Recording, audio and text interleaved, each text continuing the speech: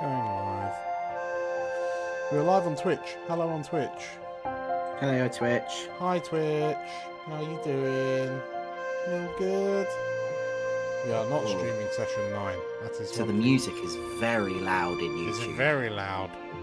Mm. It's very, very loud. Is it less very loud now? You need to be turned up as well. I need to go up. Okay. We're doing this live. Quite literally. Doing this live.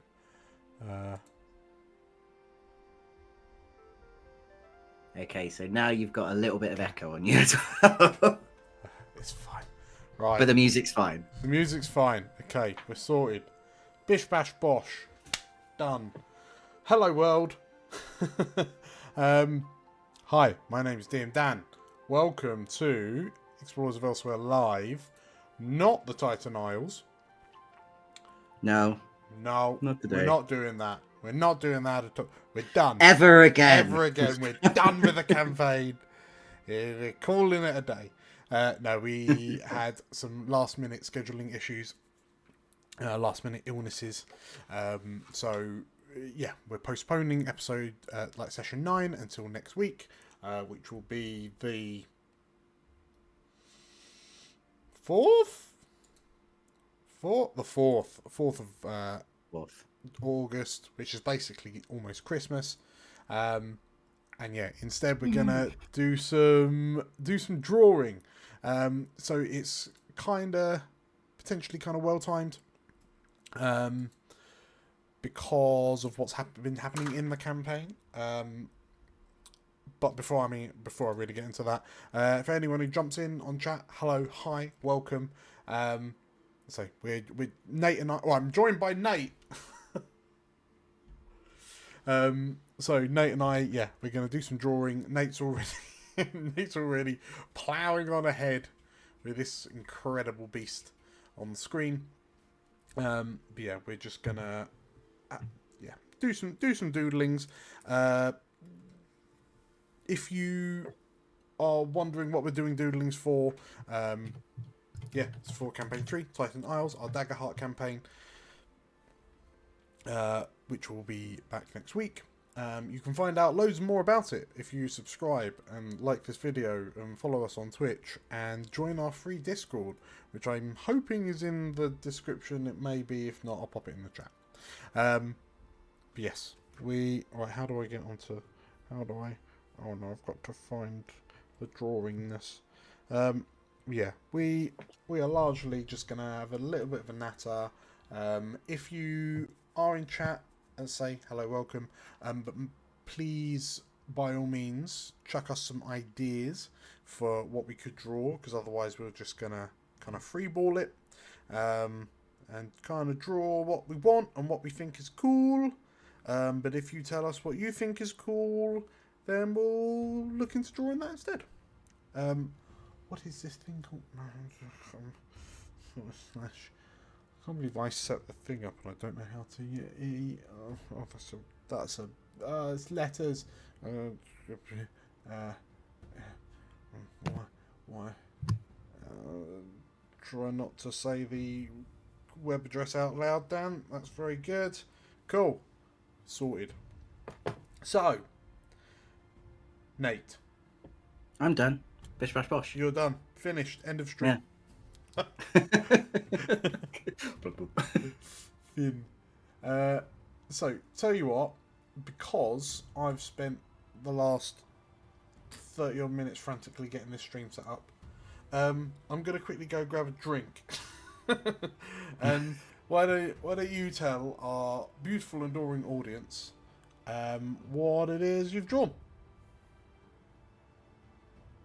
Okay. Go. Hi, chat. I've drawn this guy. He's going, hi. So I don't actually know what Dan plans for this stream. But I guess we're going to come up with some beasties. So if anyone has anything that they particularly want drawn, obviously we're thinking that the jungle environment is going to be a little bit more big, big bestial sort of creatures, but I guess also don't forget the little guys. Don't forget the little guys. They can also play too in the jungle. And then I guess if we want to come up with any sort of stat blocks that they may have, or any sort of potential nasty things that they could do. So Chris, you're saying a dino boy. Potential dino boy? What kind of dino boy though? That's the thing. If you can think of a type of dino boy, we can go from there. Because I will probably have to look up references. And I've forgotten completely how to use magma, so... Hello, hi, I've returned. Hello, Chris. Oh, I need to... hang on, hold. Hold. How do I do the internet? Right, can I do it here? I could probably do it here.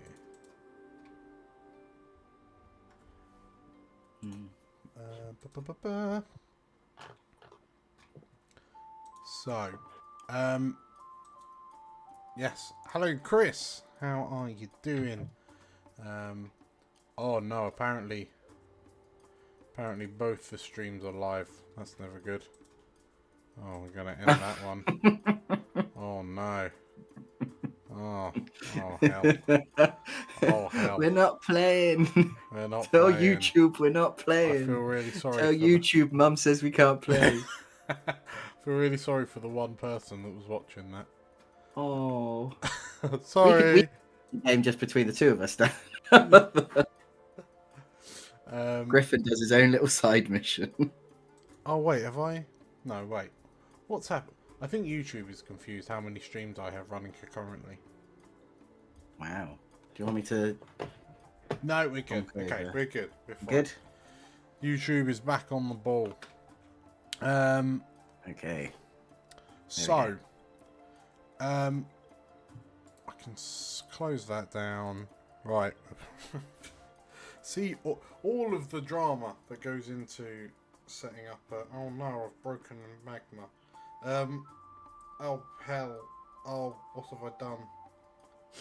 I mean, it's still showing in the stream. Okay, that's good. Let me in. Yeah, because you really... So Dan has to use his Samsung Android phone to do it, to draw on. Okay. Oh god. Oh, this. Oh, can I go full screen? Sure, I can go full screen.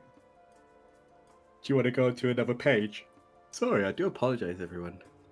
I've not even had that busy a day. I'm just sleepy. Just a sleepy boy. We could do a new page.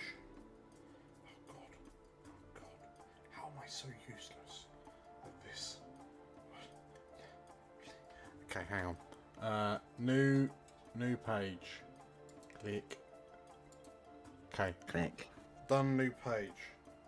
I did it. You did it. Let's see if it'll come up on the stream. Yeah, there we go. Okay, I think I'll just have to go ham. So,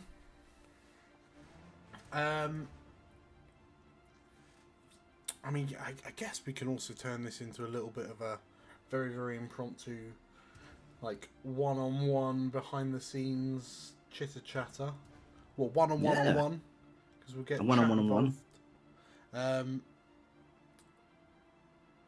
was thinking a big Carnotaurus. It's stubby arms, but it has a monkey tail. Bloody hell is one of those. If I can't help but get the feeling that if I turn around to the players and went, basically, it's a Carnotaurus, but it's got a monkey tail, they wouldn't really care about the monkey tail. Oh no, that's the only thing we would focus on. Yeah, it swings from the trees via its monkey tail. Can you imagine?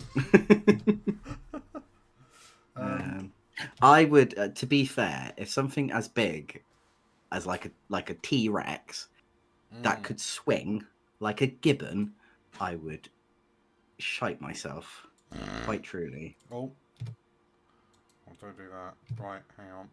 If I make a new window, and then... Okay, so the Carnotaurus, it's a little horny boy. So, what I'm wondering if for the... Because I was thinking about how I do this as and when. Hybrid creature creator. Or randomizer or something. Because, like, there's this... there's this website that takes, like, 2 Pokemon and then mushes them together. So I was thinking, oh, surely we just do like that. I mean, I found our website. You do that. I'll draw this Carnotaurus. Okay. That's how you pronounce it. And then I will join you in on the Pokemon mesh up. I mean, I would share the page I'm looking at, but there's like this weird chat underneath the generator, like the randomizer, and is it just saying how horny they are for well, no, someone's definitely dropping some slurs that I really can't show on YouTube. Row. Okay, we'll see if we can find some others that are perhaps less slurry. Are you just... Oh, you're just AI. Okay. Oh, okay.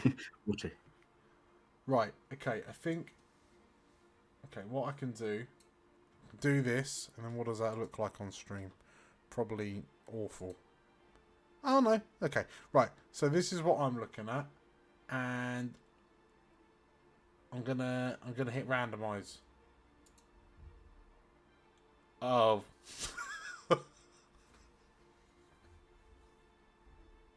Okay. I feel like I'm just gonna gloss over that one. An anaconda and a panther. Why? Okay. Anaconda and a panther. Right, it could go... I mean, to be fair, like, Phoenix and Incubus is one thing, but, like, Anaconda Panther, that does just sound like a Nicki Minaj song. How do you... Oh, I've just seen my arms. How do... Sorry, I need to make him smaller so you can fit in the screen. So, hang on. An Anaconda Panther, but, like, which... What... It... What? Where's the mix? Where's? Well, I mean, if you don't mind me drawing on your side, let me just go grab for it. A little pen. I'll grab a different pen. So it's just like this. And it's got a little panther head. Yeah. Done. Done. Sorted. Done.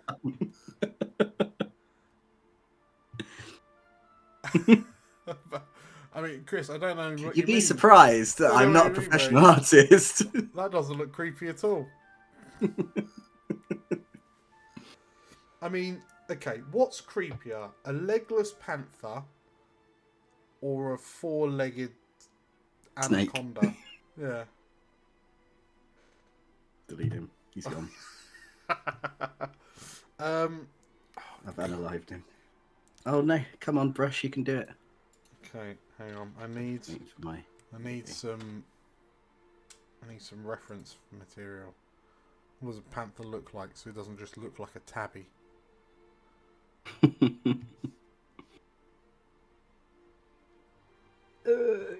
Okay, you say it needs to have more than 4 legs. But what if? However, this is my game, and I say... Plot twist. It's got 2 legs, and they're the back legs.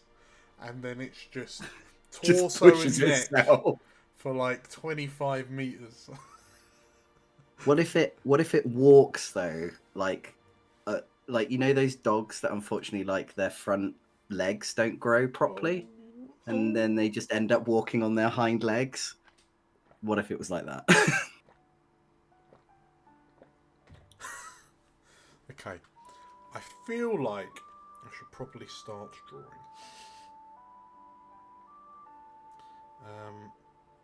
Wait, have I got a pencil? I can't. I've found this picture from the Natural History Museum of a Cartonorus, and it just looks like the most depressed thing on the planet. I'll see if I can send it to you if you want to show it on stream. Oh no, yes, I'll accept your cookies. Oh, it's already gone wrong. It's already gone terribly wrong. Where's the rubber?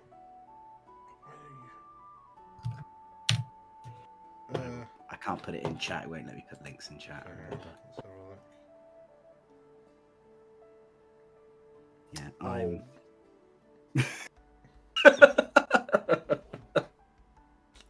He's just like, this sucks. Well, yeah, I think, yeah, if that just kind of rocked up in game, just...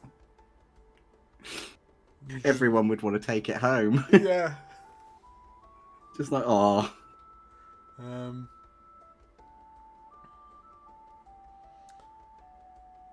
They do look quite depressed. They do. Very, very much so. Right. Where am I going with this? There we go. Okay. I need. How do you make the bigger? Where is that? There it is. I don't even need to make the bigger. I need to make the smaller. Oh my goodness. Oh no. Nope. Yep. Oh.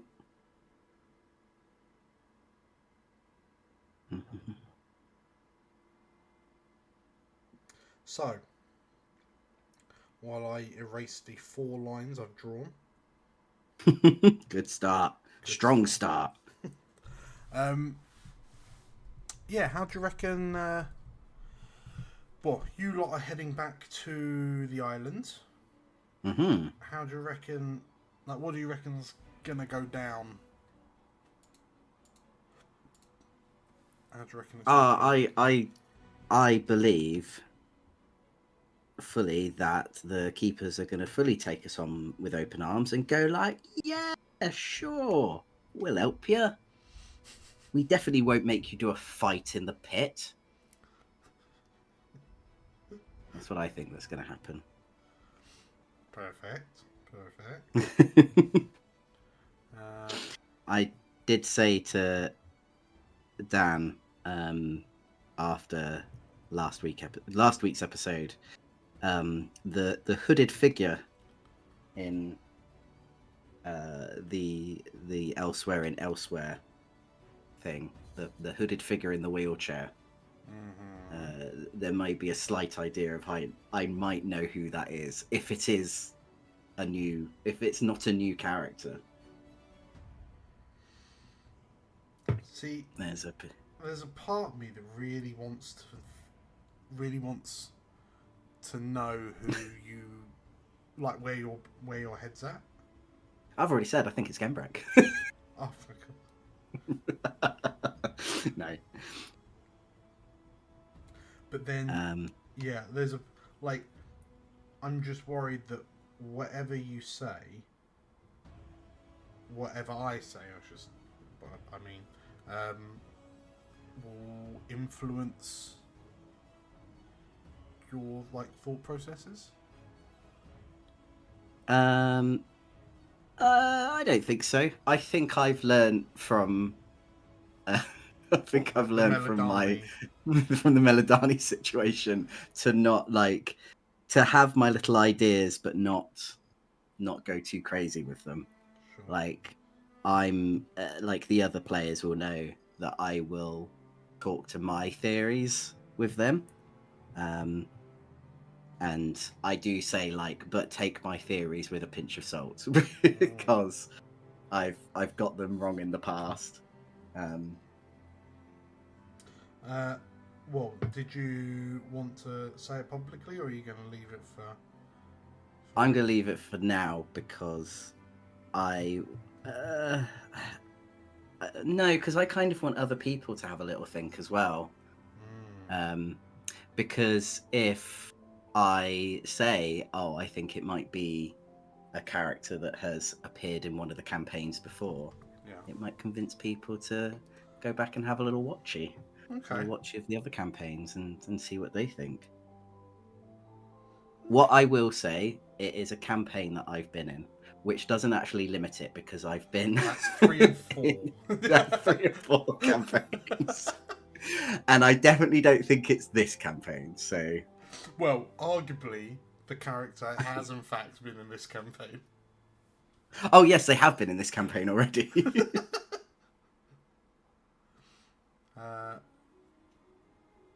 Yeah, so I'm very intrigued to hear where you think I've gone with that character. You'll see, yeah. If I get a little bit more context, maybe if that character sort of appears again later. I'm very interested to see what they want with Cooper. That's what I'm very interested in. What they want Cooper to do or to retrieve. I kind of feel like it's a retrieving mission. It is retrieving something that's on the island. Potentially. Just is the anaconda's primary physical trait that it's huge? Is that Yeah, because they squeeze you rather than bite you. Oh, but oh my god, that is huge. Oh yeah, anacondas can be absolutely massive.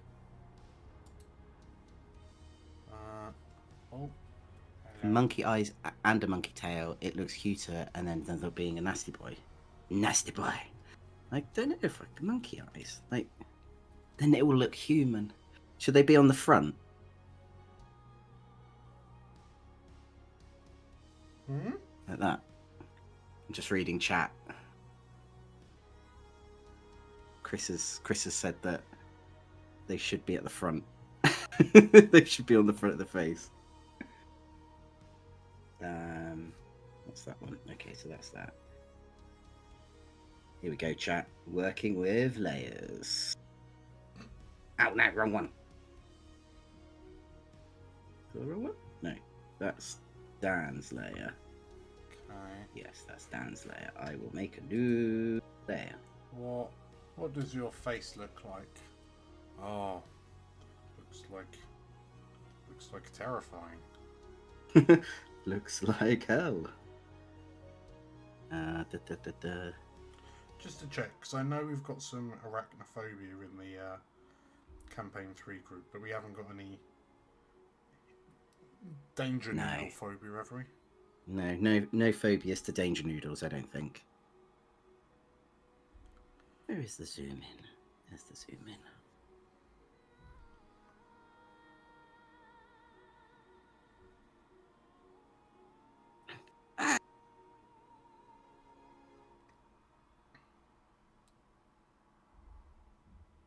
Dan, what are you hoping from these beasties? I'm gonna try and TPK you all with them. Again. Yeah.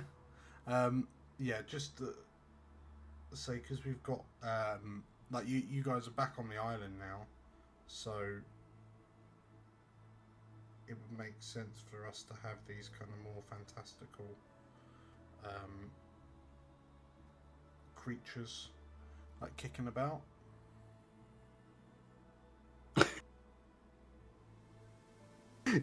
Okay, this dinosaur is going to be nightmare fuel because I'm going to try and make it look a little bit like a dinosaur, but give it human eyes. So it's like really weirdly uncanny valley. It's going to look like the original Sonic the Hedgehog. Yeah.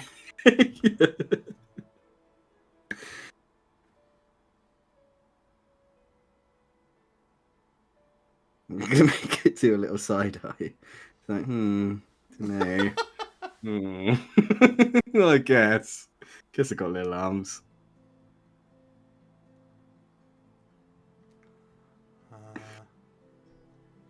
So I thought there was. I guess There is a stabilization. Yeah. would they be scaly all over? Could be. What about if it was a hairy snake? That just You know, that sort of plush fur that panthers look like they have, or yeah, jaguars look like they have, more like. that just upsets me on so many levels. What a furry snake. Yeah.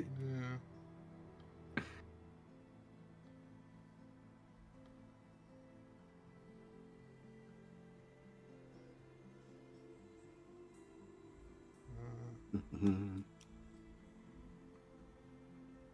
just redraw this now that I found where the stabilization is.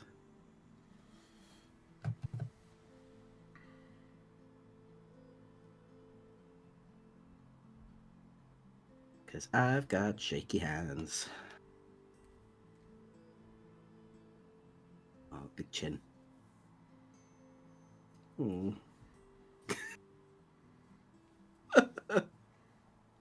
I am taking this very seriously. I think maybe I'll just do like a slightly like inverse thing. So the more gumpy and dopey the thing looks, the more damage it does. Yeah.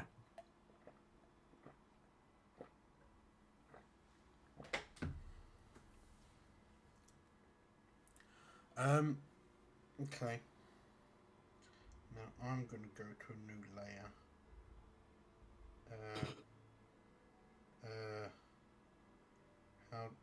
Where's the new layer? But oh, there is. Okay.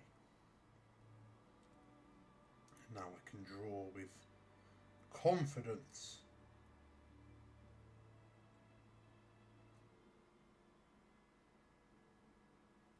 So hang on, what does the stabilize? If I put the stabilizer at 100%, will I just only be able to draw straight lines? If you put the stabilizer on, it will be still relatively flowy, but it will have quite a lot of a delay. I usually find. I've got it on like 77%, and that seems to be all right. Okay.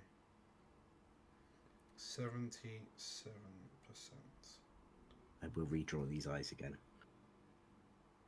They're massively upsetting me right now.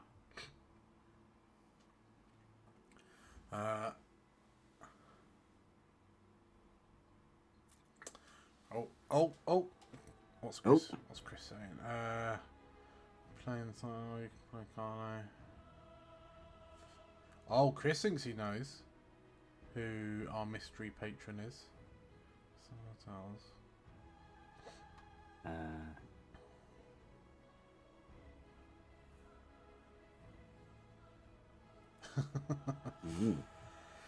Yes, hairy snake is.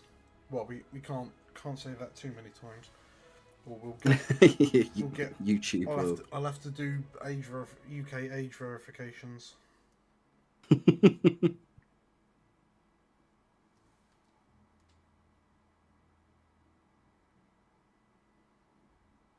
I did have to do one on.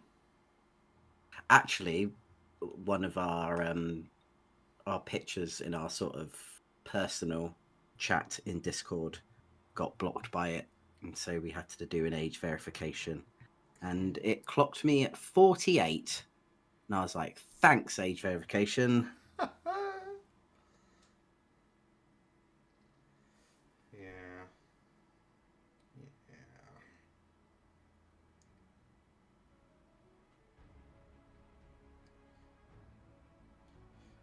guess.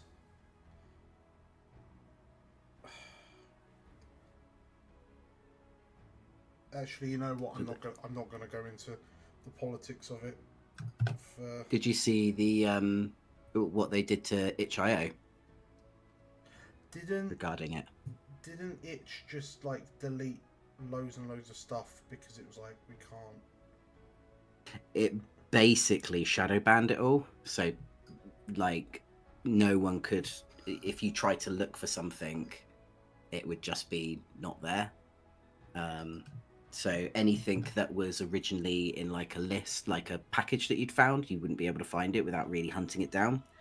It wouldn't come up in searches, things like that. Anyone can correct me if I'm wrong, but that is the gist of everything. So basically, they're like nothing, but that also involves things that are like pro LGBTQ, bits and pieces like that, classing that as sort of adult content, which everyone's kind of gone like, that's not a good look. But what a lot of people are doing, I've seen at the moment, especially authors, they are creating their own bundles. So even though the bundle won't be able to be found on itch, they're basically plugging it all on like their own social medias. So they're all sort of collaborating together, saying, look, we've made a bundle of stuff that's basically been blocked by itch. Not been blocked, but it's basically just like unsearchable, and saying you can get it here.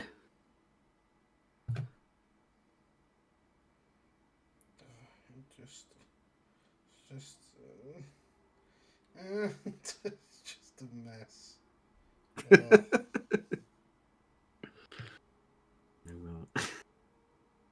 His eyes are so upsetting.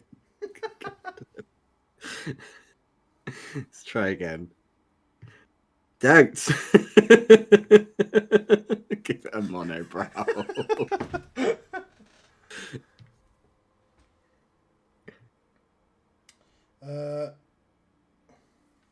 Well, remove it. Let me try. Oh, yeah, you can't. I can't delete it.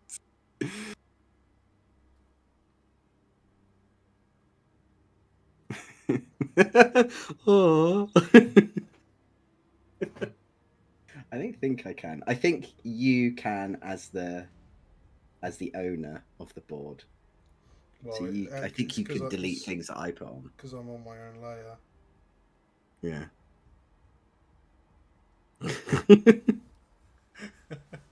Beautiful. Beautiful. Okay. All right. Enough larking around. Enough larking around. Now to put in the real eyes.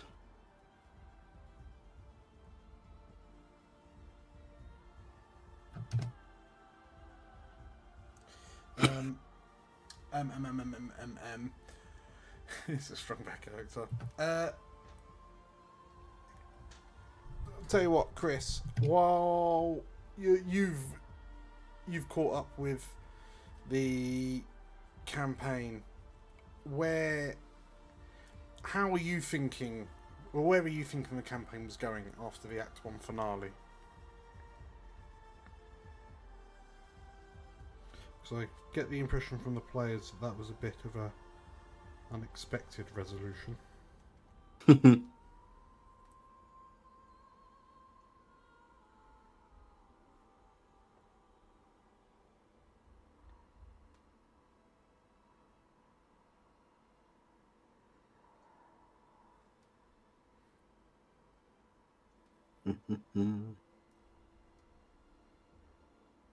He's thinking about it. Thinking about it. I mean, this is pretty horrendous to look at. Just warming up. No, I mean the panther snake. No, I'm just, well, that's what I'm saying. You're just warming up. I'm going to give him blue eyes.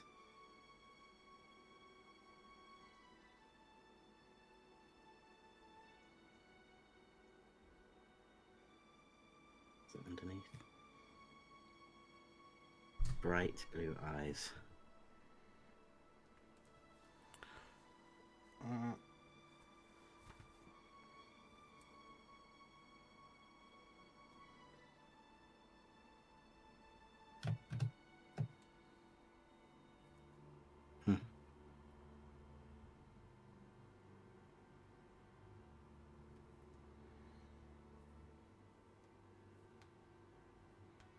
I'll tell you what. Chris is writing his thesis. well, I thought I thought for sure the 8th episode would be downtime. We got stuff to sort out, hatch a plan, lots of RP, and it feels in different ways. But ending the episode in a "I got a job for you" made a lot of sense. Yeah.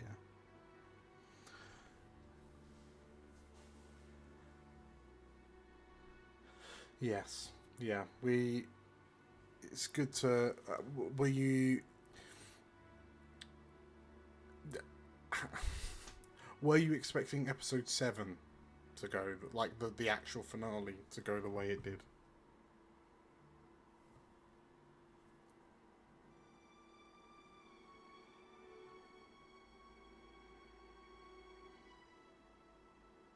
While Chris writes that up, while stream catches up. Yeah, something about episode 8 I think I just liked because it did hark very much back to Blades, which I think it does really help having a countdown clock. Yeah.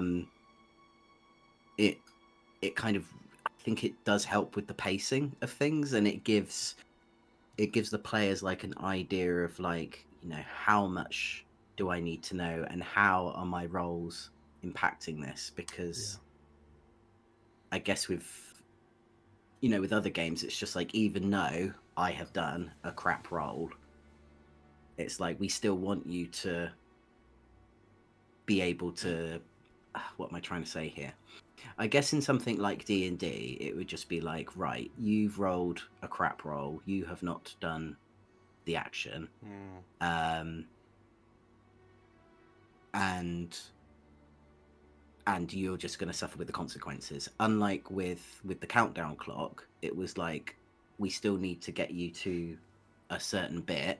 It's just how it gives an opportunity for more horrible stuff to happen in a way, if you get what I mean. Because if we all roll with fear, or we all roll rubbish with fear, then more horrible stuff is going to happen, and we have to continue doing it. So it pushes us to sort of experience more horrible things. Or we throw crits here, there, and everywhere, all with hope. Well, they're all going to be with hope because they're crits. And then we look super cool, and then we feel really good with ourselves. Yeah, the off the back of our post finale chat, when I was having that semi existential crisis about like, what is it to play Daggerheart? Just like, if fundamentally, once I had the confidence to go, you know what, like, I do know what to do, like how I can use a clock for good narrative effect, and I can kind of sorry. I can invoke that knowledge and apply it to what Daggerheart is wanting us to do with things like clocks. But then also kind of leaning into like skill challenges from 4th edition D&D, which is very, very similar, just minus, in 4th edition D&D, it was very much, you need to get like X successes, like 6 successes, 8 successes before you get 3 failures. So that's a similar concept to the clock, where it's, it can be a similar concept to the clock, which can be like, you've got to try and achieve your goal before this thing happens. But yeah, just those, suddenly I just felt a lot more comfortable using those narrative tools. Do you feel like you feel more confident with them after doing Blades in the Dark? 100%. Like that concept of kind of thinking of like consequences on your feet is just a really, really core GM tool for games like Blades in the Dark and Shadowrun as well.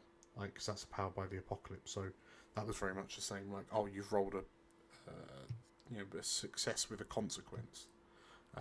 What does that look like? Because that is effectively a success with fear or a fail with hope.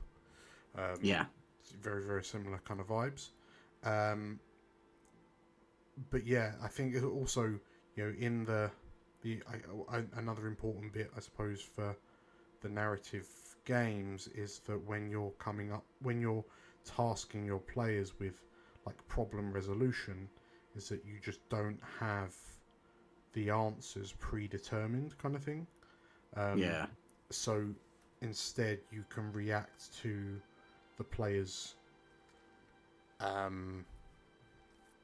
suggestions and kind of go, you know what? Yeah, I think that will work.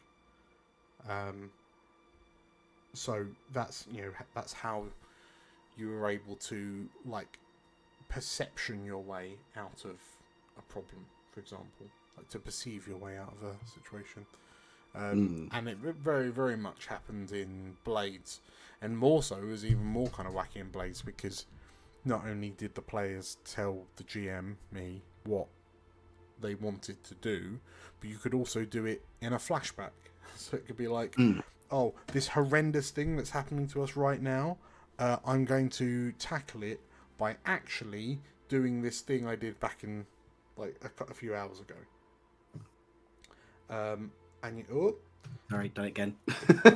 And yeah, so that just makes for really cool storytelling, because what I found with things like 4th edition D&D's skill challenges, which was they were very, very prescribed. So it's like, you are trying to cross the raging river. You can use athletics. You can use perception. You can it told you what you could and couldn't use. But I think it's just so much better when you just say, you tell me what you want to use, and then we'll figure out how well that works. Yeah. I'm surprised it didn't happen sooner. But to put something catastrophic to help build the group's dynamic even further, bonds become more tragic and immediate, and with a common purpose. The fact there's a countdown happening in the background now for the whole campaign works so well. It's a ticking time bomb. Yeah.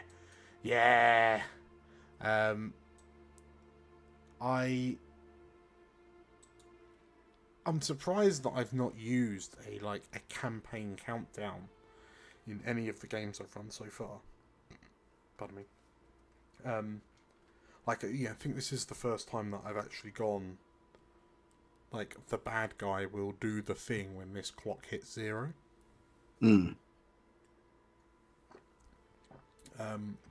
Because I was actually peek behind the curtain. I was discussing with Carl, who was in campaign 1 and that, how I go about what do I do with Exo? Like, he's come in, he said what he wants to say, he's left. he's outed. He's not outstayed his welcome. But there was a part of me that was like, depending on what the players do, like, do I... Let's say, for example, that you guys go in the opposite direction to him, for example, and... Yeah. Like, the next time you see him, it's like the end of the campaign, potentially, Like, yeah. How... does he have to keep on poking his head out of bushes and stabbing you? And then... like, does he have to be present to be relevant? Yeah. But then I realised, oh no, actually, with the countdown clock, that perfectly just lets him... Like, I feel like his presence is just gonna linger over you with that. Every time you guys ask yourself, oh, shall we take a rest? Like, the concept of, oh, but that that will progress the exo clock. And I've realised that in itself is like a pretty intimidating kind of presence. Yeah, I don't like it because I need a rest. Well, I yeah. need. I think it would be really interesting to see how you guys approach your rests, knowing that. Yeah, I guess it's well, from what I gather, it's a similar kind of setup in like Baldur's Gate 3. If you rest too many times, then the story will like carry on without you. And I think in some places, but I don't think it's as strict. sure. It might do. I don't know if it does it on different levels. Chris might know better than I do, but like there are certain places where you're not allowed to take a rest. Like Fair. you can't be in this one hellscape of a place and then go, oh, actually, I'm going to go back to my camp, and your camp with all your NPCs are just sitting around this hellscape going, oh, what a lovely time. Let's all have a long rest. Well, I do know, for example, that like right at the start of the game, like Goblin Camp start of the game, if you take too many rests, the Grove does actually come under attack. Like, you have to take a lot of long rests. Yeah. But, yeah, eventually the baddies decide to stop waiting for you. And they, yeah, they just... Well, I know with, if you progress into a certain part, because this is what me and my brother just played, just the two of us very slightly, because we're playing with Livy and Julia with our Baldur's Gate 3. And it came up with the thing of just kind of going like, oh, are you sure you want to progress? Like, you won't be able to go back. You might need to type some loose ends. And my brother was just like, no, it'll be absolutely fine. And then we found out that if you went via that, then the tieflings leave the Grove and you can't complete the rest of that. Sorry, Chris, we're putting you out on blast there. Ruh-roh. But it was fine because we had saves, so we were able to get back to it.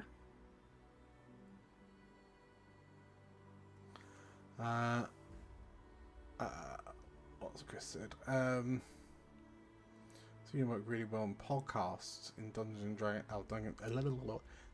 and Daddies. The more the group does in terms of prep and RP and gathering intel, the stronger the enemy gets. Yeah, always background threat. Getting turn-based RPGs, like you have X amount of turns. XCOM was the horrendous for it. Like, yes, very, very good, but just the amount of stress that XCOM has inflicted on my life with 3 turns to evacuation. No, stop it. Just stop it. But yeah, no, absolutely bang on there.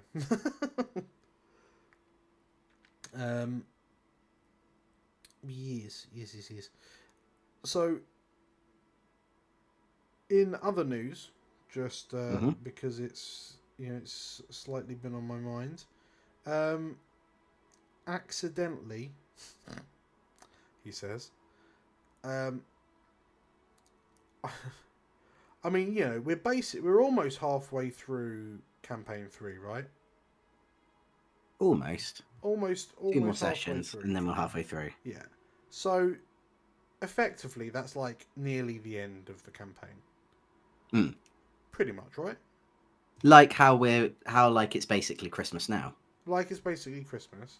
It's basically almost nearly the end of campaign 3. May or may not have already kind of started making some extended plans for campaign 4. Already may or may not have penciled in the dates for campaign 5.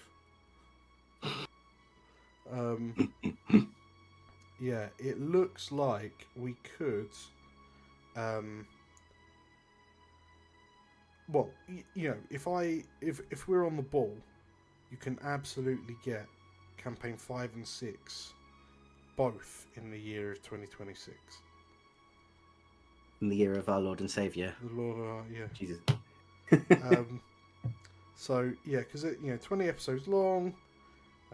So 2 campaigns is 40 episodes. That gives you, in a 52-week year, you've got 12 weeks in inverted commas left over, which you can use for like downtime between campaigns, like breaks between arcs, or similar to what we've just done. But yeah, I was like, oh, because we're on schedule to finish campaign 3 in October. So it would make sense for me to start campaign 4 like start of January, realistically, because that'll give us some time. That'll give us a little bit of downtime, but also that'll give me time for like the Christmas one shots and so on and so forth. So yeah, if I think it's like the 4th. I think it is like the 4th or 5th of January would be a Monday. So if I started campaign 4 on that, the first Monday of January, that's done by like start of June-ish, like June sometime, and then I can slot the other one in and get that finished before Christmas as well. And we'll be steaming ahead.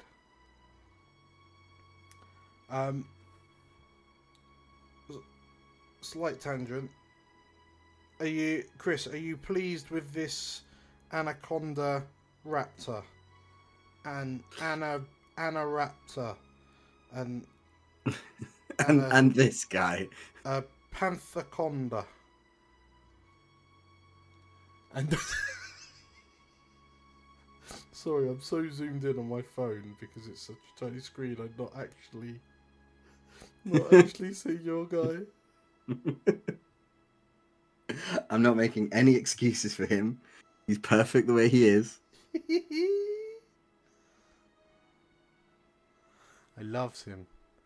They are both amazing. There we go. We're sorted. Are you done with yours? Yeah, I'm done with mine. It's the eyes, man. It's the eyes. They're so obsessive. Absolutely cursed eyes. Hang on, let me just colour the tongue in slightly different colour. But yeah, it's also made me consider like the supplementary content that we do, in so much as like once upon a time we came together and went, oh, let's run the Daggerheart beta. And realistically, that has kind of led us to the position that we're in, where we are running Daggerheart as the main campaign.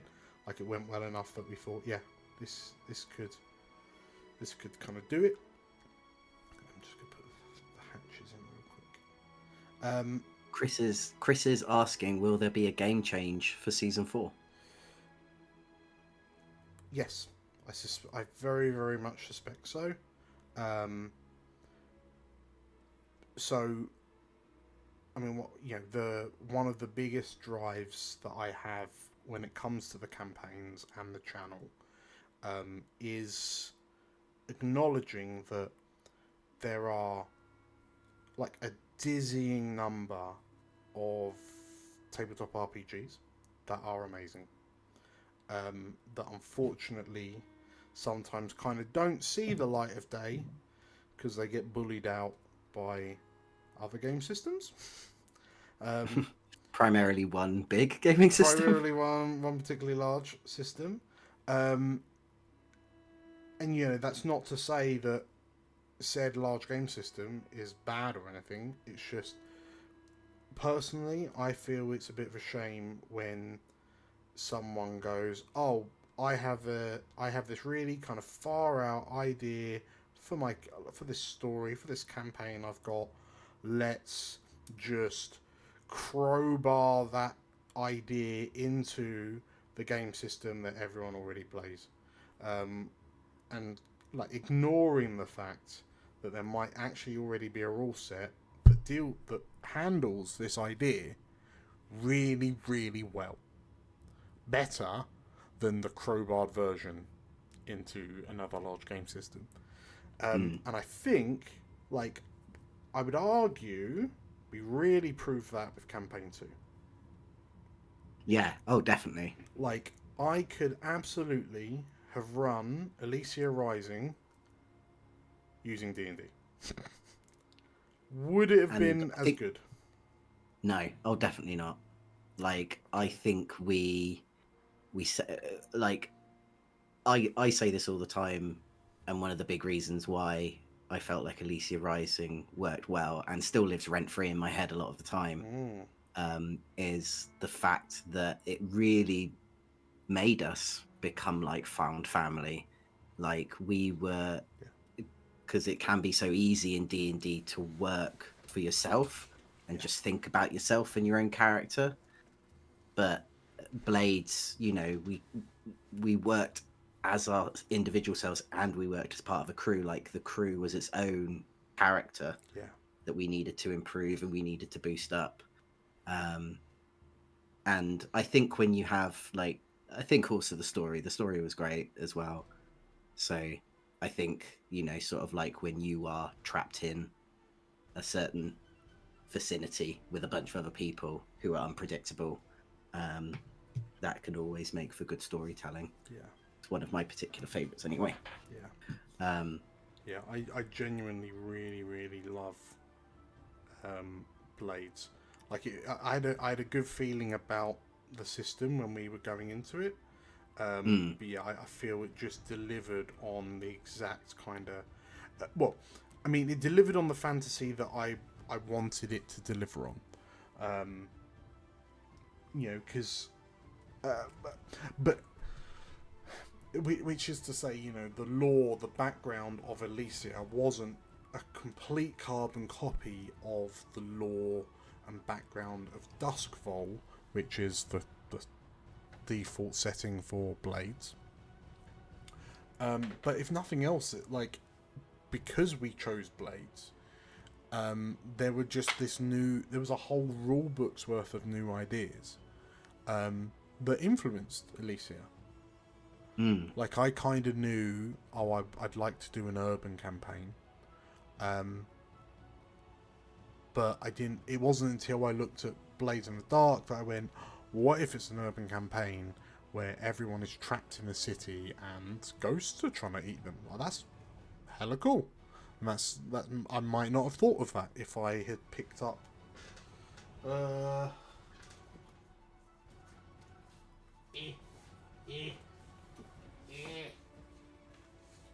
If I'd have gone, cool, let's use keys from the Golden Vault, which is a D&D anthology full of, like, heists, which, these are good heists. But, yeah, it just that I wouldn't have the same ideas I have for Elysia. We wouldn't have had the same characters that we have for Elysia. And just, yeah, everything about that campaign spawned out I feel came from the fact that we didn't use D&D. And arguably, there are some ideas that we're using in Titan Isles that are only ideas because we're playing Daggerheart. Yeah, exactly. So yeah, campaign 4, definitely looking at a new system. Excitingly, perhaps, I've got my eye on a system for campaign 4. I have an idea. Once again, the choice of game system has really kind of influenced the story that I want to tell.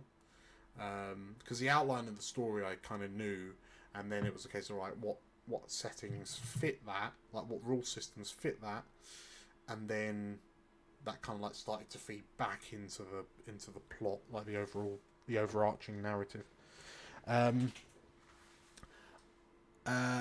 Hello, Theo. Hi. But so what I will say, without giving away too much, is that in the same way that arguably we're playing Daggerheart for campaign 3 because we successfully played Daggerheart in Tales from Elsewhere, which was designed originally as like a testing ground of sorts.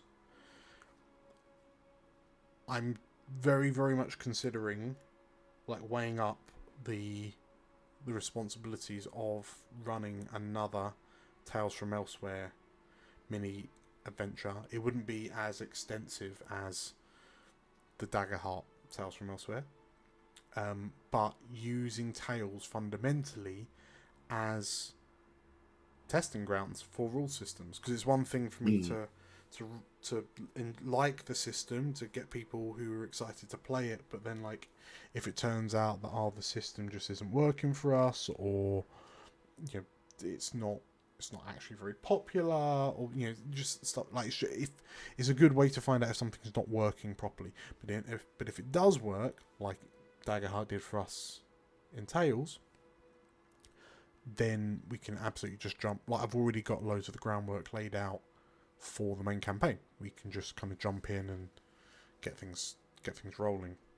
But yeah, so keep an eye out for that. Potentially, well, arguably it needs to be relatively soon, but I need to start rolling that out if I do. But yeah, it would be another Tales adventure, most likely set between Campaign 2 and Campaign 3, much like Tales. The original Tales are set between Campaign 1 and Campaign 2. But yeah, we're using a new system. If it works, that probably is the system we use for Campaign 4. If it doesn't work, we do another Tales. we keep on going. Should we go onto a new page and then maybe talk a little bit about another playtest? Yeah. Before we go, Chris has mentioned that we need names, but I reckon your guy. I reckon we'll take these drawings, and then we can upload them to the Discord, and then we'll get names from our Discord members. Yeah. Okay. Cool. Discord people can name them. Discord people. Wunderbar. Right. How do I click? Sorry, no, just you before need to put you it on there. You need to put it on the need to click on stream as well. Click onto here. Click. There we go. Sorry. Before you speak about the other playtest, just to quickly finish off my thought. The other thing I can say about Campaign 4 is that Campaign 1 focused on a primarily arcane threat. Campaign 2 focused primarily on a divine threat. Campaign 3, funnily enough, is focusing primarily on a primal threat. And Campaign 4 will focus on a mortal threat. And then I just find it really curious, Chris, about games such as Call of Cthulhu and how that might roll into an Elsewhere campaign, maybe for Campaign 5.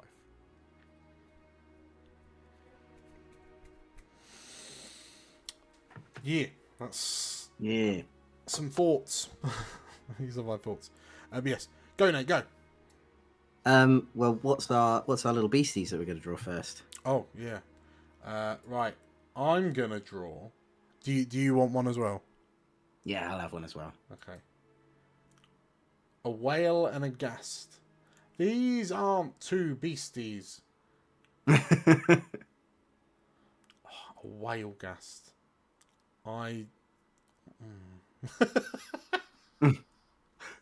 Well, I thought it said a ghost. No. That just shows how my dyslexia is.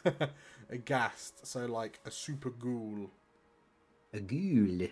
Super a ghoul. whaley ghoul. A ghouly whale. I'm going to pass on that. Do you want to pass on that? Yeah, I'll pass on that. Okay. Tell you what, let's do... If I do 6, just randomize 6, and then we pick one from the list. Okay. A tiger and a sloth. A rat and a shark. Isn't a hippopotamus and a mermaid sort Yeah. of already a thing?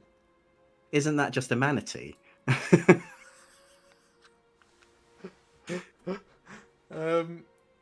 The thing is, they kind of have to be a bit land-based, don't they? Yeah. Well, I guess they may go close to the beach. You never know.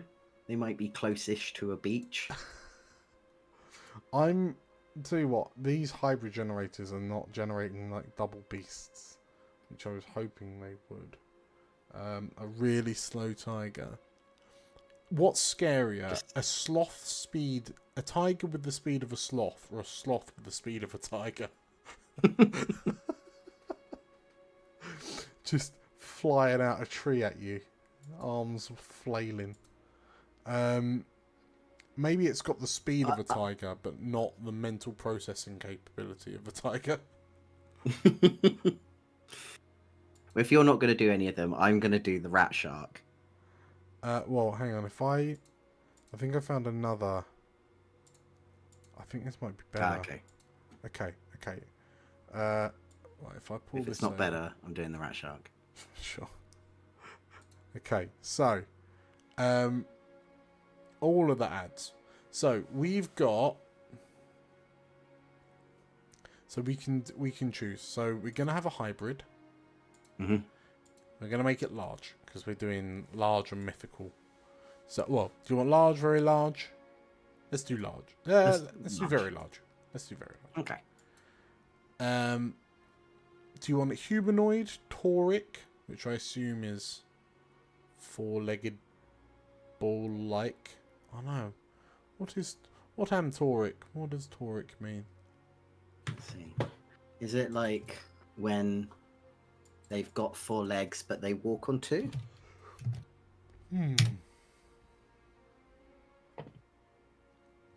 I'm assuming it's because the fact it's humanoid, tauric, bird, fish.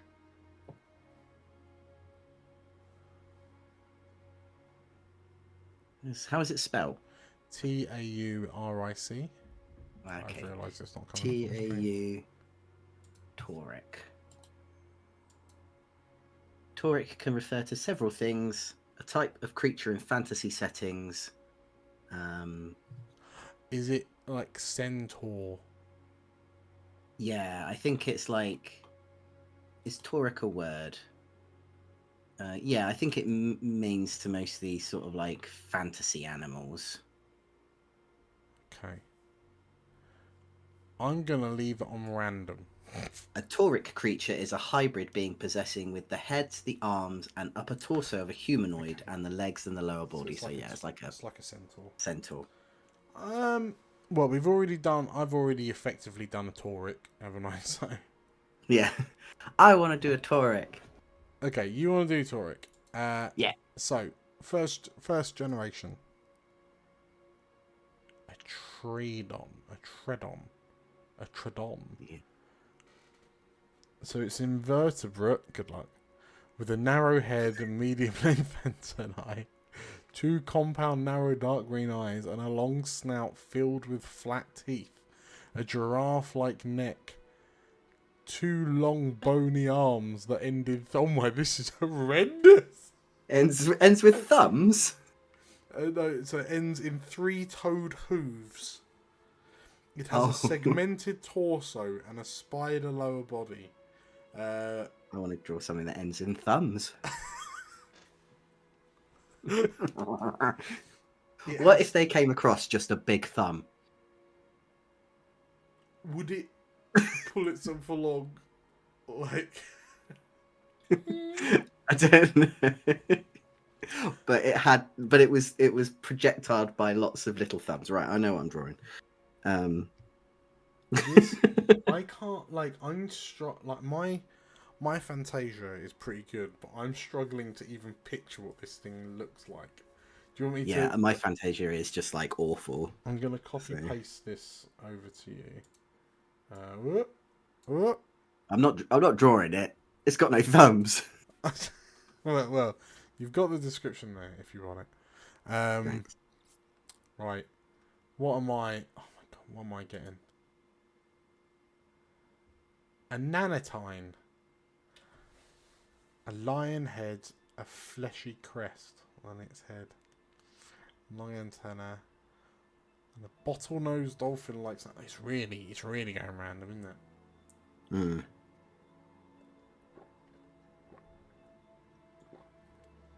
It has a thin neck, 2 short raccoon arms that end in 2-toed hooves, a thick torso, and a fat lower body. It has 2 sleek wings. Of course it does. It has 2 short giraffe forelegs, 2 medium-length powerful back legs, and a skunk tail. Covered in spines and translucent skin. Ooh. Actually, anything that is like any sort of creature that is see-through is just no. Yeah. Don't like. Okay. Theo, you should get in on this, buddy. Get your drawing chops. Right. Okay. A hybrid tauric invertebrate with a lion head. Oh, but it's an invertebrate, so it's just this big lump. And hang on, if it's tauric, does that mean it's got the front paws of a lion and then 2 short stubby raccoon arms underneath them? Yeah. And then it tries to pick up candy floss in the lake, and it just disappears. It matures into. It's got an average lifespan of 2 years. Probably for the best. It's got an average height of 13 feet or 4 meters. But it lays 87 eggs a week. A week? A week? What, like just like a fish? They are numerous. No wonder Abe wanted to leave this godforsaken island. You never know, they might have been good eating. Can you imagine if something laid that many eggs a week and then but they were gourmet? I mean, they are shy. The males mate for life, but the females are only the males. The secretly promiscuous. Bloody women.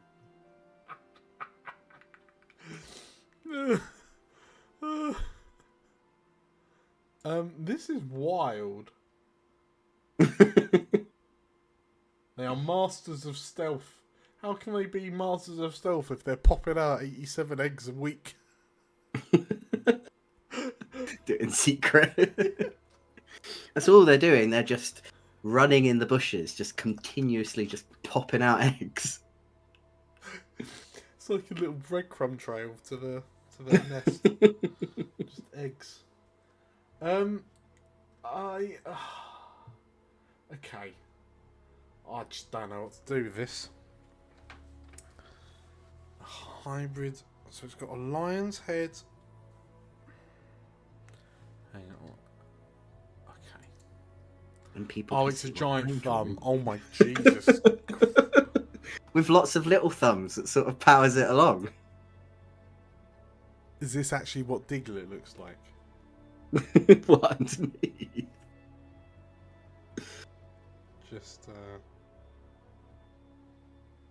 Just lots of little Diglets that power it along.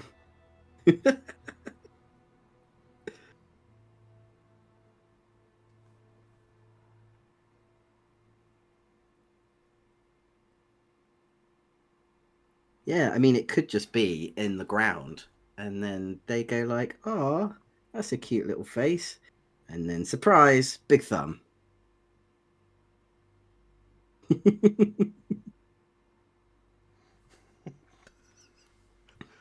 Done it. Sorted.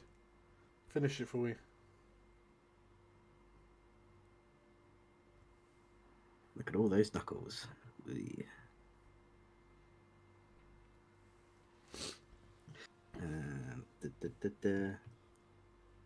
Give it a nail. Oop. That's horrendous. Okay. I'm gonna have to have this like on this screen so I can pay attention to what I'm supposed to be drawing. Right, so a lion head with a fleshy crest on its head, long antenna, bottleneck. Okay, so what's a lion? Lions' heads are surprisingly stubby, aren't they? Yeah, that. Okay. While you sort that out, should we talk about more playtesting? Yes. Yes. So, either to the joy or dismay of someone, I don't know who, whatever you wish to enjoy this information, I'm going to be doing a playtest on the channel. Yay! I'm going to GM a playtest, and it's going to be a Daggerheart playtest because we're going to be playtesting the new classes. So so there's nothing in the sort of official rule books yet, but they have been released, I think, as testing. So there is the Warlock and the Brawler. They are the two. They are two of the new. They've got like races as well, so they've got brand new heritages. Oh, do they call them heritages in Daggerheart, or do they call them something else? Ancestries. That's it. So they've got those. They've got new backgrounds as well, haven't they? Communities. New communities, yeah. Yeah. So yeah, we've got 4 new classes so far. So it's called the Void. For anyone who's interested in it.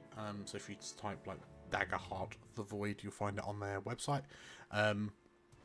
Yeah, so we've got the Warlock, the Brawler, the Witch, and the Assassin. Yeah.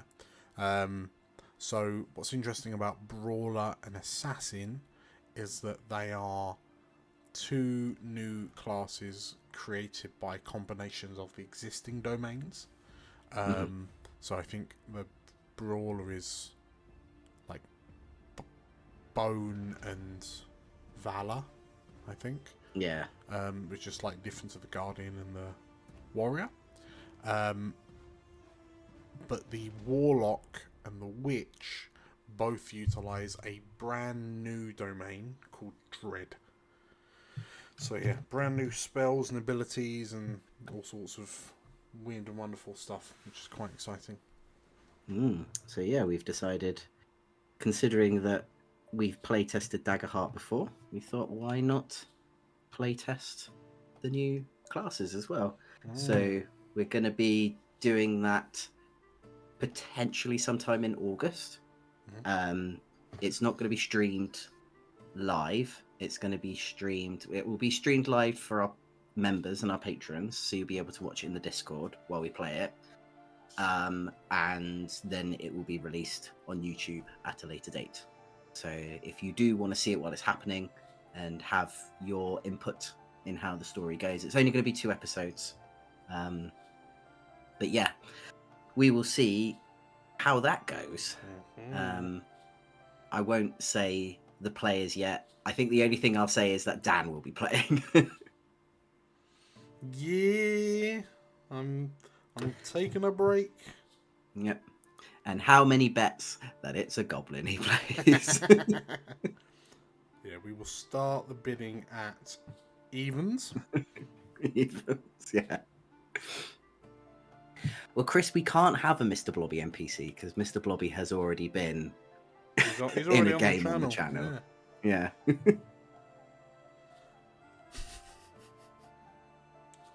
So yeah, I'm looking forward to that. I've even got Mr. Peschel himself to help me with some bits and pieces within the game. So very cheeky. Yeah, very very much looking forward to that. Yeah, there's arguably quite a lot of stuff going on. We've got your little side shot, new hopefully new tales with the new system. I'll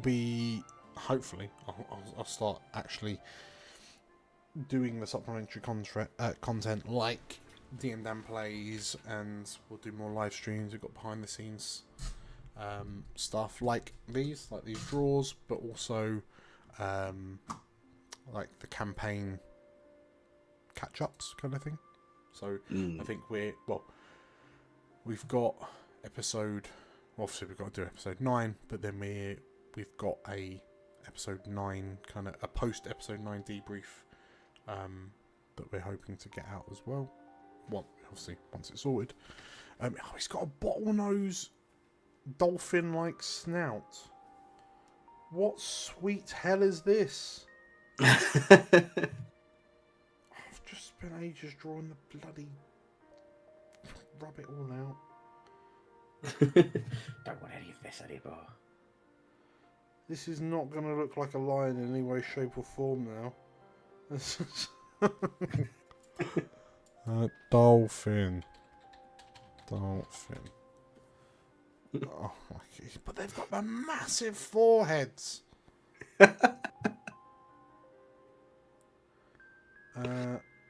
Well, I'm done. I don't know why you're not done. I'll draw something else. Let's see.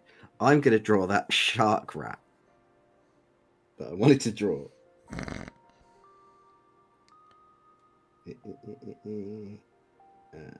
Let's. It looks like an animatronic cartoon character nightmare. Surely then, that's what makes it super scary. I need to look up a shark.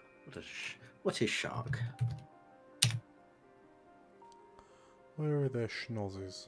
Are they actually like up here? Oh my goodness.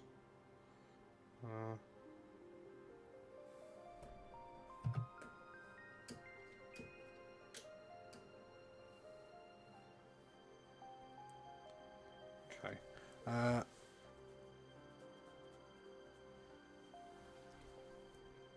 Right, rub out the eyes.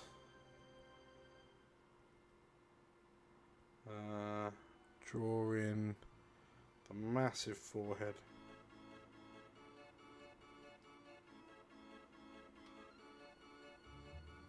Oh, to be fair, that's pretty intimidating,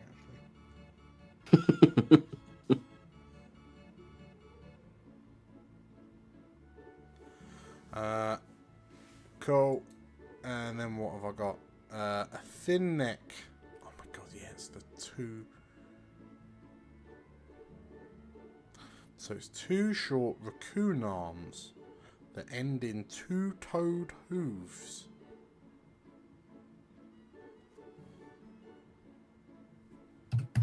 So a thick torso and a fat lower body.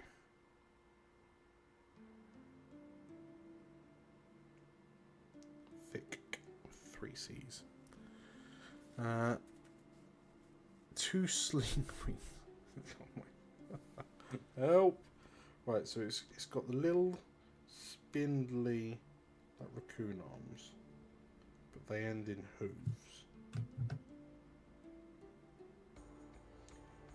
I mean, all I'm saying is don't blame me if I decide not to use this thing in the campaign, alright? That's...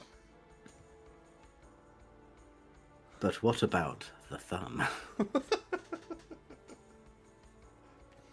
I've realised I should probably... I think the next thing that just needs to be spoken about is what kind of special moves they would have, or is that for you to decide and inflict on us at a later date? Yeah, well, I wonder if there's a Pokemon move generator. Okay, let's use a random Pokemon move generator. Okay, so your thumb. So your thumb's going to use hold hands.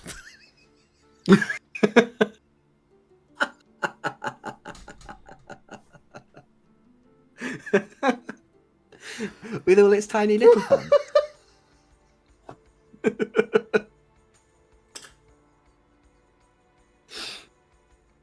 Yeah.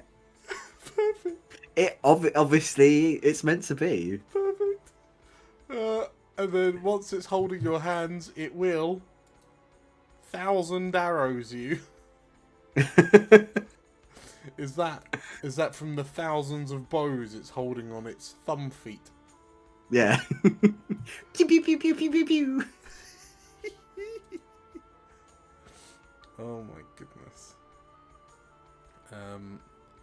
Wow, that was unexpected.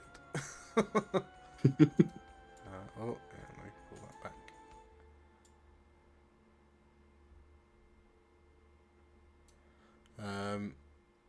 Okay, so 1,000 arrows, a roar of owl. I don't know what that is. Crush grip. That seems quite. Yes. That seems quite prudent. And then my guy, my horrifying dolphin snake lime blob, Hydra snipe. Okay, so it spits water at you. Right. That makes sense with the dolphin nose. Extreme speed. Oh God, no. And lava plume. Can you imagine if my one got extreme speed? Can you imagine the nightmare fuel of that just charging at you?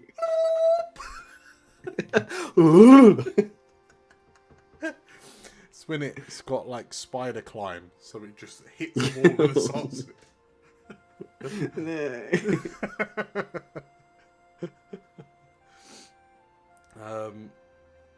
Okay, so oh my god, this character is horrendous. Right. So two hooves, got the two hooves. Thick torso, fell over. Two sleek wings.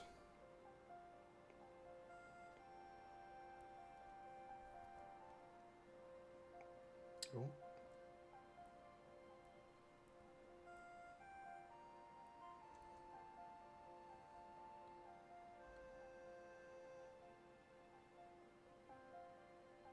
Little chakra. Do, do, do, do, do, do. Two little sleek wings.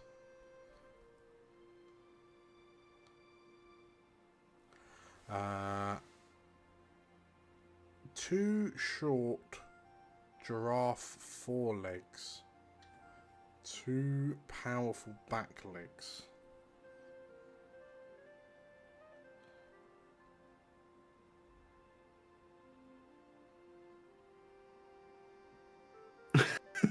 That's a chunky boy.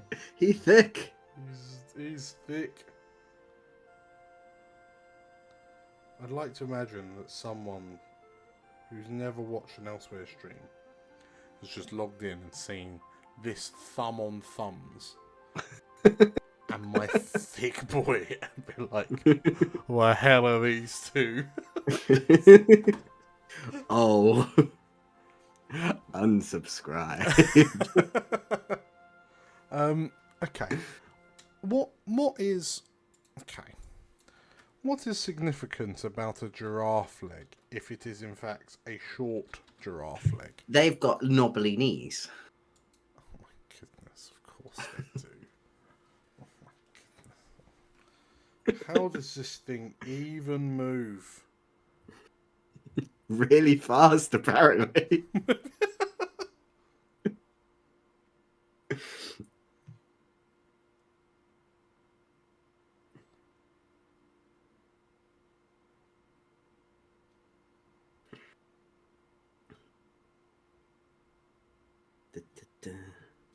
Okay.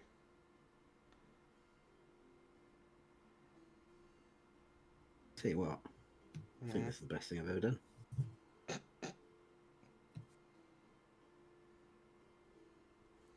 I'm gonna make this my persona.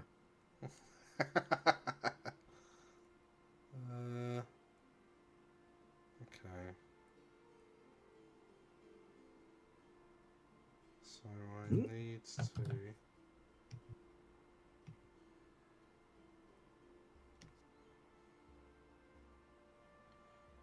I'll move that back.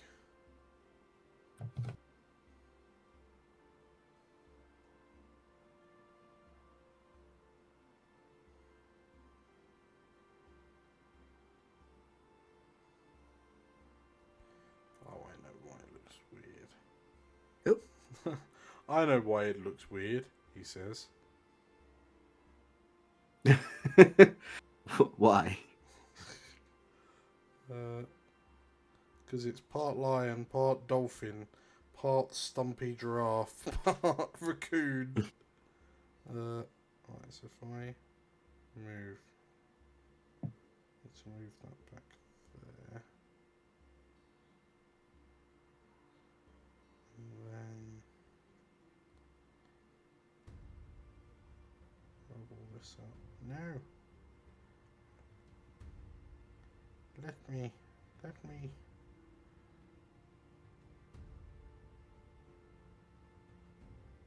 do you feel about that, chat? I've done 2 now. I will not apologise for art. Art takes time, Nathan. How do I deselect the selection tool? You just sort of double click on the canvas. That's what I did.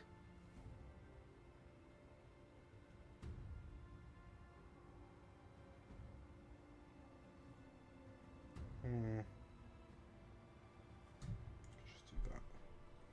There we go.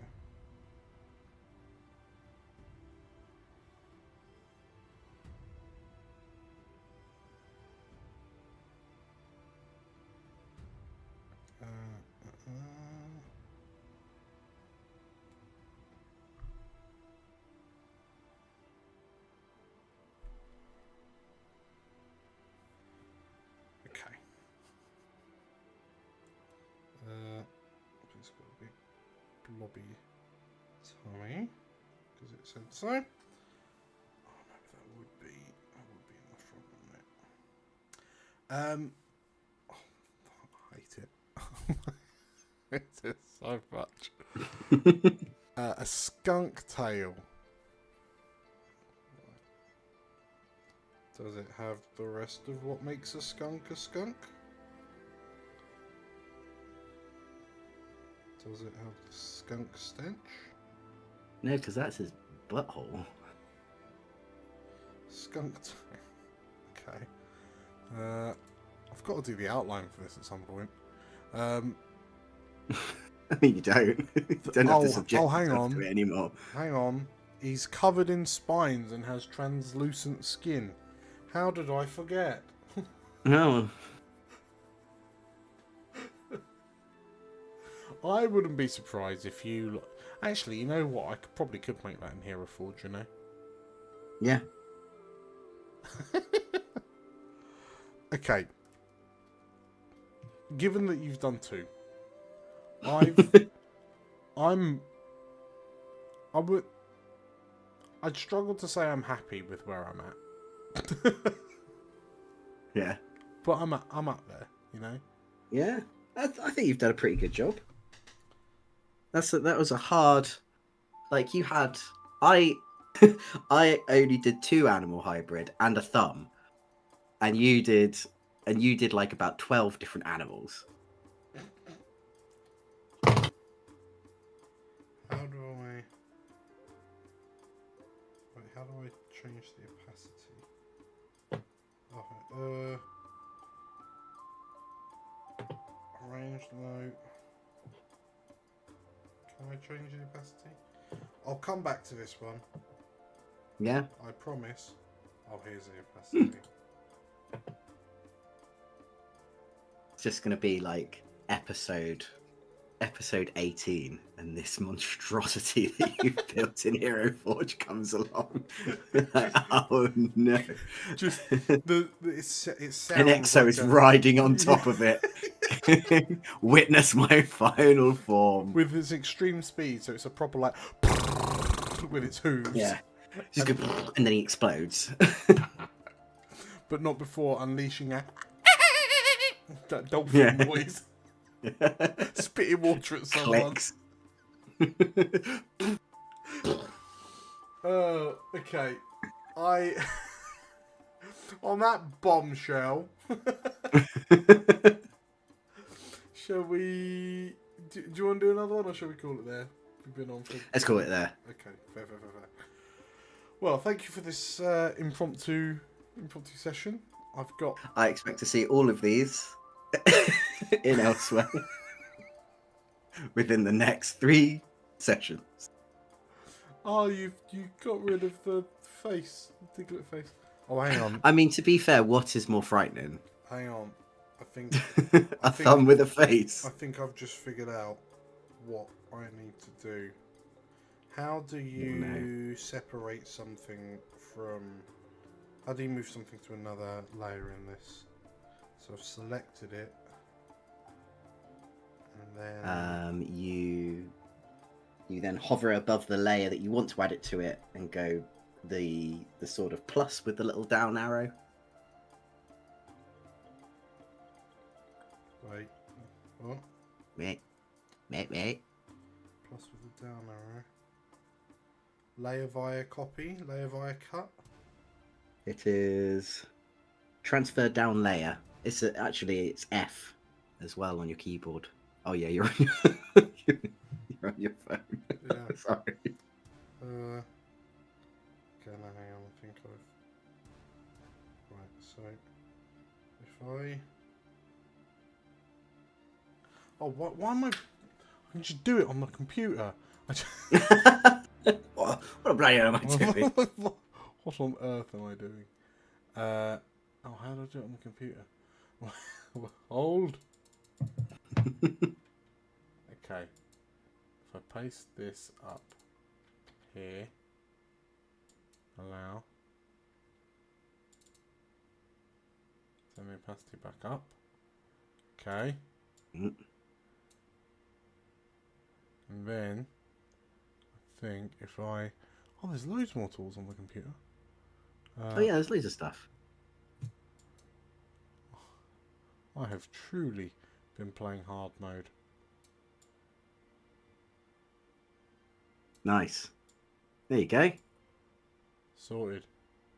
I didn't know what was missing, but now I know. Well, the question is do I leave the nose there or do I put the nose down? Oh yeah, where would the nose on a dolphin go? Where would a red nose? It's like where the genes on a dog would go. Where would the red nose on a dolphin go? Perfect.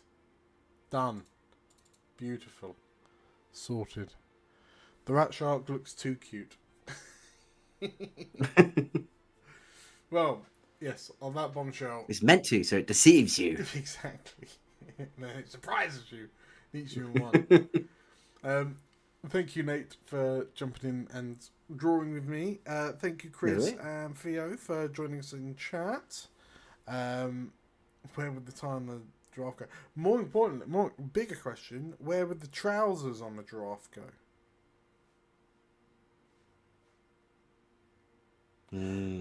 On that bombshell, yes, thank you for joining me for the drawings. Thank you, Chris and Theo, for joining us in chat. If you're watching this in the future and you're kind of a bit confused as to what you've just witnessed, thank you for watching to the end of the video. We will hopefully be seeing some of these creatures in an upcoming episode of Titan Isles, our Daggerheart actual play campaign that is streamed normally at this time every Monday. So yeah, definitely tune in to see what does and doesn't make it to the cutting board. Doesn't make it to the campaign. Right. Thank you. We'll see you all later.